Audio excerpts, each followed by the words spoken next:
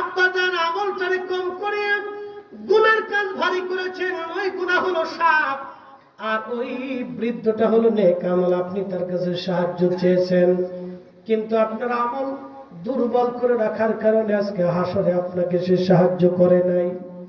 ডাক দিয়ে বলতেছে, মা গো, এই জান্নাতি প্রাসাদের মধ্যে তোমরা কি করো? এত ছোট ছোট বাচ্চা কাঁদে। বলতেছে, আব্বাজান, এই যাদের ছোট্ট কোল খালি দিয়ে যার সন্তান মারা যায়, ছোট্ট কালে যার সন্তান মারা যায়, যে মায়ের কোল খালি হয়ে যায়, বাচ্চাগুলির আল্লাহ হাসরের মাঠে এইখানে প্রাসাদে জান্নাতের ভিতরে তাদের বসবাস করায়। আল্লাহ এখানে তাদের লালন পালন করে এই জান্নাতের মধ্যে তারা থাকে। ডাক দিয়া বলতেছেন, মা তুমি কি তাহলে জান্নাতে? বলে, হ্যাঁ আব্বাজান, এই জান্নাতে আমি। আব্বাজান, আজকে যদি আপনার এই কন্যা সন্তান মারা না যাইতো, তাহলে আজকে আপনি মালিক ইবনে দিনার জাহান্নামের মধ্যে নিক্ষিপ্ত হয়ে যাইতেন। এখান থেকে আপনি আর যেতে পারতেন না। আব্বাজান, আমি আপনার মেয়ে, আজকে আপনি আমার কাছে আসার কারণে আপনার সাহায্য করতে পারলাম। তবে আব্বাজান, ফিরে যাচ্ছেন, কোনদিন আল্লাহ থেকে জুদা হয়ে যাইয়েন না। স্বপ্ন দেখার পরে মালিক ইবনে দিনারের ঘুম ভেঙে গেল। ওই অবস্থায় তিনি তওবা করলেন, গোসল করলেন, ওযু করলেন, ফজরের নামাজ পড়লেন। সকালবেলা সারা ইরাকের হাজার হাজার গরিব মানুষদেরকে ডেকে দিয়ে মালিক ইবনে দিনার রাহমাতুল্লাহ আলাইহি তিনি সমস্ত টাকাগুলি, জমানো অর্থগুলি আল্লাহ রাস্তায় দান করে দিয়ে তিনি মিসকিন হালতে আল্লাহর জন্য তিনি বের হয়ে গেলেন। পৃথিবীর এমন কোন আলেম নাই যে ওনার জীবনী না লিখেছেন, এমন কোন আলেম নাই ওনার প্রশংসা না করেছেন। একবার জোরে বলা যাবে আল্লাহু আকবার। বলেন, আমরা ফিরে যাব কার কাছে? একসাথে বলেন, কার কাছে? ছিলাম কার কাছে? যাব কার কাছে? কি নিয়ে যাব? মিষ্টি, ছানা, দই, টাকা, সোনা দানা, দামি গহনা, এগুলি নেওয়ার কি কোনো সুযোগ আছে? কি নিব? এক নম্বরে ঈমান, দুই নম্বরে আমল। এর বাহিরে কি নেওয়ার কিছু আর আছে? সুযোগ আছে? কোন সুযোগ? হযরত মালিক ইবনে দিনারের জীবনী পরিবর্তন হয়ে গেল। শুধু পরিবর্তন হয় নাই, তিনি এত বড় ওলি আল্লাহ হয়ে গেলেন, এত বড় দরজার ওলি হয়ে গেলেন। মালিক ইবনে দিনার রাহমাতুল্লাহ আলাইহি এত বড় ওলি হলেন। নদী দিয়ে তিনি যাচ্ছিলেন, খুব বড় যুদ্ধ, নদী দিয়ে যান। নদী দিয়ে যাওয়ার সময় মাঝি ডাক দিয়ে বলল, মালিক পয়সা দাও। মালিক ইবনে দিনার বললেন, মাঝি রে, পয়সা দিব কোত্থেকে? আমার তো কোনো পয়সা করি নাই, আমি গরিব মানুষ, কোথা থেকে আমি পয়সা দিব? মাঝি ডাক দেখা, মালিক পয়সা যদি না দিতে পারো, ঘাট ধাক্কা দিয়ে নদীর মধ্যে আজ ফেলে দেব। দে বেটা, পয়সা দে। পাগলামি করার জায়গা পাও না, নৌকায় উঠছো, পয়সা দাও, ভাড়া দাও। মালিক ইবনে দিনার অনুনয় বিনয় করে বলে, মাঝি রে, আমি তো গরিব মানুষ, তুমি জানো আমি দিনহীন, আল্লাহর পথে মুসাফির, আমার কাছে কোনো পয়সা নেই। তো মালিক ইবনে দিনার মাঝি ঘাট ধাক্কা দিয়ে নৌকা থেকে বের করতে চায়। আল্লাহ ডাক দিয়ে বললেন, ফেরেশতা, তোমরা সব মাছের কাছে খবর পাঠাও, আমার মাছ যেন মুখে করে একটা করে স্বর্ণ মুদ্রা নিয়ে আমার মালিকের নৌকার চারপাশে উপস্থিত হয়। মালিক যত পয়সার দরকার হয় যেন মাঝিকে বুঝাই দেয়। একসাথে বলবেন আল্লাহু আকবার। যে না বলবেন বুঝবো সে কীর্তি। আরো জোরে বলেন আল্লাহু আকবার। পাওয়ার আসেনি ওলিদের? জোরে বলেন আছে? ফরিদি সাহেবের জন্য মাছ আইবনি? আপনাদের ভিতরে এরকম কেউ আসেনি? না। বাংলাদেশে এখন বহুত জিন্দা বীর বেরোইতেছে। কি কথা কন না? জোরে বলেন, কথা কন না কে? বহু জিন্দা বীর বাংলাদেশে হচ্ছে। তো বহুত কামিলদার জিন্দা বীর এখানে বলেন, তাহলে আপনার একটু বদলা নদীতে যায় কিছু মাছের খুব পয়সা করে নিয়ে আসে। আমরা দেশে সবকিছু দাম চাম বেরিয়ে দিতেছি, কিছু দরকার উচিত কথার ভাব নাই। কি কথা কন না কেন? উচিত কথা ভাব নাই।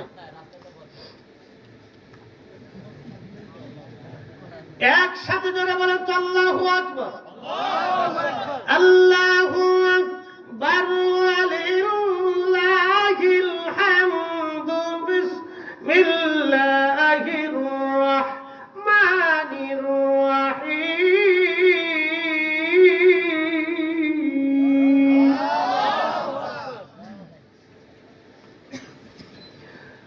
الذين آمنوا وكانوا يتقون لهم البشرى في الحياة الدنيا وفي الآخرة.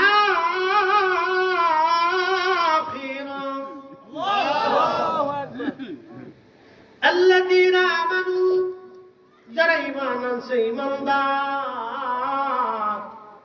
وكانوا يتقون لهم البشرى في الحياة الدنيا وفي الآخرة.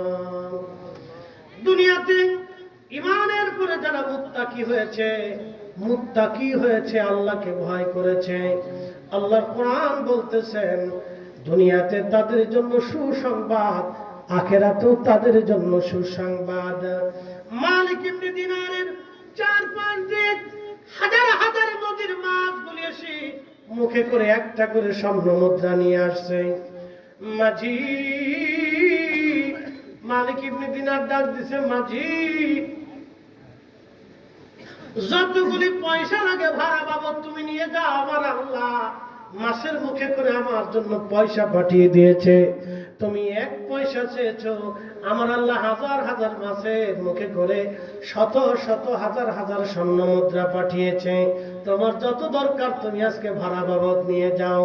মাঝি কদম মুবারকে পড়ে বললেন, হুজুর চিনতে পারি নাই, ভুল হয়ে গেছে, পার করে দিব, কোনো পয়সা লাগবে না, পয়সা লাগবে না। একবার জোরে বলবেন কি মারহাবা। ওলি আল্লাহর বাংলাদেশ, শহীদ গাজীর বাংলাদেশ, রহম করো আল্লাহ, রহম করো আল্লাহ। বলেন শাহজালালের বাংলাদেশ, শাহপরানের বাংলাদেশ, রহম করো আল্লাহ, রহম করো আল্লাহ। কষ্ট হচ্ছে আপনাদের? ফিরে যাব কার কাছে? কি নিয়ে যাব? আল্লাযীনা আমানু ওয়া কানু ইয়াত্তাকুন। ঈমান আর মুত্তাকি, ঈমান আর তাকওয়া, ঈমান আর আমল, দুইটা জিনিস নিয়ে কবরে যাওয়া লাগবে। দুইটার বাহিরে যাহা নিয়ে যাবেন তাহাই আপনার কাছে ফেরত আসবে, কোনোটাই কাজে লাগবে না। ঈমান আর আমল, ঈমান আর আমল। ঈমান আনতে হবে আহলে সুন্নাত ওয়াল জামাতের আকীদা অনুযায়ী। কথা কন না কেন, ঠিক কি দাও? আল্লাহর নবী বলেন উম্মত, আমার উম্মতের ৭৩টা দল হবে, ইল্লা মিল্লাত ওয়াহিদ, একটা দল জান্নাতে যাবে, বাদ বাকি সব দল জাহান্নামে চলে যাবে। জান্নাতি কয় দল? আহা জোরে বলেন কয় দল? জাহান্নামী কয় দল? ৭২ দল। জান্নাতি কয় দল? সেই দলের নাম কি? আহলে সুন্নাত ওয়াল জামাত। আচ্ছা বলেন, এই দলে হুজুর গাউসে পাক আছে না নাই? খাজা বাবা আজমিরি আছে না নাই? মুজাদ্দিদ আল ফেসানি সেরহিন্দি আছে না নাই? বাহাউদ্দিন নাশবন্দি বুখারী আছে না নাই? বাবা শাহজালাল ৩৬০ আউলিয়া আছে না নাই? মিরান শাহ তাবরি রাহমাতুল্লাহ আলাইহি আছে না নাই? কোটি কোটি ওলিরা এই দলে আছে না নাই? কারণ আহলে সুন্নাত ওয়াল জামাত ছাড়া কোনো মা ওলির জন্ম দিতে পারে নাই। তাহলে আপনারা কি কপাল পোড়া না কপালওয়ালা? কপালওয়ালা। আওয়াজে দুর্বল রাগ বেশি হয়েছে। কপাল ভালো। কপাল পোড়া না কপালওয়ালা? কপালওয়ালা। জোরে বলেন, কপাল পোড়া না কপালওয়ালা? আমরা কপালওয়ালা আহলে সুন্নাত ওয়াল জামাতের দামন ধরে আছি। মাহফিলে কোটি কোটি লোক হইলে হক খাওয়া যায় না। আল্লাহ রাসূলের দরবারে সাহাবী ছিল মাত্র ১৬ লক্ষ, এখন মুসলমান আছে ২০০ কোটি। ১৬ লক্ষ সাহাবী যা করেছে ২০০ কোটি মুসলমান তা পারে নাই। ঠিক আস্তে ঠিক বলেন, জোরে বলো। 250 কোটি মুসলমান আমরা তা পারি নাই, সাহাবী তো আরো অনেক ঊর্ধ্বে। কতক্ষণ ঠিক কিনা? শাহজালাল ইবনে মুজাদ্দিদ এক যা করেছি, আমরা 18 কোটি বাঙালি মুসলমান তা পারি নাই। আমাদের দেশের আলেম আছে 60 লাখ, দল আছে 30টা। আলেম আছে 60 লাখ, 10 হলো 30টা। প্রত্যেক দলে ভাগে পাইছে 2 লাখ। এটাকে দেবে ঠিক, এটাকে দেবে ঠিক, এটাকে ঠিক না, এটাকে ঠিক না, বেদাতে ছেড়ে কি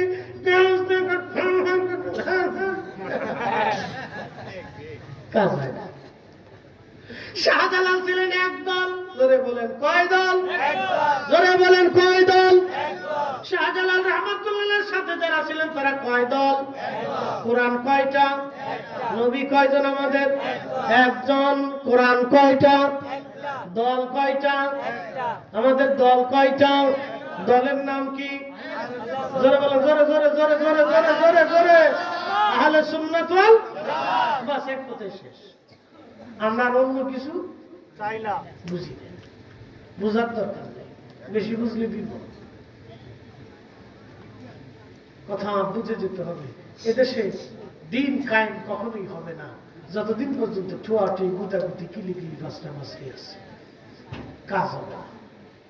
এই জন্য অলিরাই ঠিক ছিলেন, একদম এক পথ, কালেমার আকাশে জমিনে কালেমার পতাকা উড়াইলেন। শাহজালাল ইবনে মুজাদ্দিদ দিন প্রতিষ্ঠিত করলেন, কিন্তু তিনি মসনদ নেন নাই। মসনদ সেকেন্দার শাহকে দিয়ে তিনি 360 জনকে নিয়ে সারা বাংলার রন্দে রন্দে দাওয়াত পৌঁছাইলেন। দাওয়াত, কালেমার দাওয়াত দিলেন, রাসূলের গোলামীর দাওয়াত দিলেন, যার কারণে আজকে আকাশে কালেমার পতাকা উঠতেছে। এত সহজেই মিষ্টি খাবেন ভাবতেছেন? মিষ্টি খাওয়ার জন্য, এই সেজদা কালেমা দিন শেখানোর জন্য সেই দিন তারা বদরায় চলে, মাথার উপরে ছাতা ছিল না, রৌদ্রের ভিতর দিয়ে চলে হাজার হাজার মাইল পথ অতিক্রম করে এই জমিনে কালেমার দিন পৌঁছে দিয়ে গেছেন। তাদের জিয়ারতে দেশেই চলবে। কথা বলেন ঠিক না বেঠিক? কেউ কেউ আছে আমার খালি কবে মাজার ভেঙে দাও, দরগা ভেঙে দাও, সব শিরিক ভেঙে দাও। আমি কই ভাই ভাঙাভাঙি এত দরকার নেই, তোমরা সব বাদ দিয়ে এটা ভাঙো। বলে কোনটা? আমি বললাম সব বাদ দিয়ে শাহজালাল রহমতুল্লাহর মাজারটা ভেঙে দাও। কি মনে করেন আপনারা আঙ্গুল চুষবে? কথাবার্তা করতেছেন না, মনে হয় খিচুড়ি খায় করবেন নাকি? তারপরে খায় করবেন। শাহজালাল রহমতুল্লাহ দরগা ভাঙতে গেলে আপনারা কি বসে কলা খাবেন দেশে? না, চা খাবেন। কথা কন না কেন? চা খাবেন না আপনারা? মাদার ভাঙতে যে আপনারা বসে থাকবেন না, কি বলে? বাংলাদেশে বিশ্বযুদ্ধ লেগে এত ভাঙাভাঙি দরকার নেই, একটা ভেঙে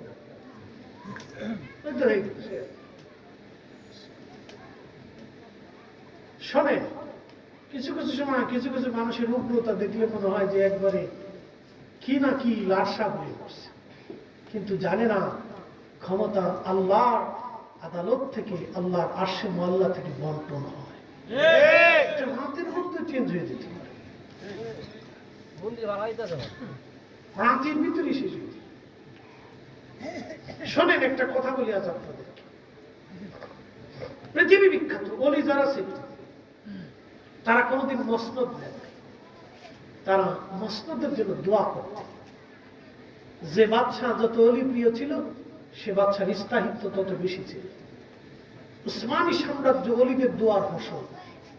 তারা এই জন্য অলিদেরকে খুব শ্রদ্ধা সম্মান করতেন। পৃথিবীতে উসমানী সাম্রাজ্য আপনি যদি দেখেন, তারা যে পরিমাণে পৃথিবী অলিদের মাজারকে সংরক্ষণ করছে, পৃথিবীর কোন সাম্রাজ্য এরকম করে নাই। কারণ সেই সাম্রাজ্য প্রতিষ্ঠিত হয়েছিল হুজুর গাউসে পাকের রুহানি আওলাদ হযরত আল্লামা ইমাম ইবনে আরাবী রাহমাতুল্লাহর হাত ধরে, অলিদের হাত ধরে। শাহজালাল দেশে ইসলাম এসেছে অলিদের হাত ধরে, এদেশে ইসলাম প্রতিষ্ঠিত হয়েছে অলিদের হাত ধরে। মুহাম্মদ ঘুরিয়ে দেশে বিজিত হয়েছে খাজা বাবা আজমিরির হাত ধরে। কথা বলেন ঠিক না বেঠিক? অলি আছে? কথা বলেন না কেন? অলি আছে, অলি ছিল, অলি লাগবে, কিয়ামত পর্যন্ত অলি থাকবে। পৃথিবী কখনো অলি শূন্য হবে না। যদি অলি শূন্য হয় তো পৃথিবী ধ্বংস হবে, আকাশ থেকে পাথর পড়বে, জমিনে ভূমিকম্প শুরু হবে, ভিতর থেকে আগুন উৎক্ষিপ্ত হবে, সমুদ্র উত্তেজিত হবে, পৃথিবী ভেঙে মিসমার হয়ে যাবে যদি পৃথিবী অলি শূন্য হয়। পৃথিবী কখনো অলি শূন্য হয় না, অলির দরকার, অলি থাকবে। আমরা যারা ভাবতেছি অলির দরকার নেই, সব ডাহা মিশে কথা এগুলি থাকবে, কিয়ামত পর্যন্ত চলবে। একসাথে জোরে বলবেন আল্লাহু আকবার। বেশি বাড়াবো না, লম্বা কথা অনেক হয়ে গেছে, 2 ঘন্টা। আল্লাহ আমাদেরকে আমলে পরিণত করার তৌফিক দিক, বলেন আমিন। আর একটু জোরে বলেন আমিন। আসেন নবীজিকে দাঁড়ায় সালাম জানাই, ইয়া নবী সালাম আলাইকা, ইয়া রাসূল সালাম আলাইকা, ইয়া হাবিব সালাম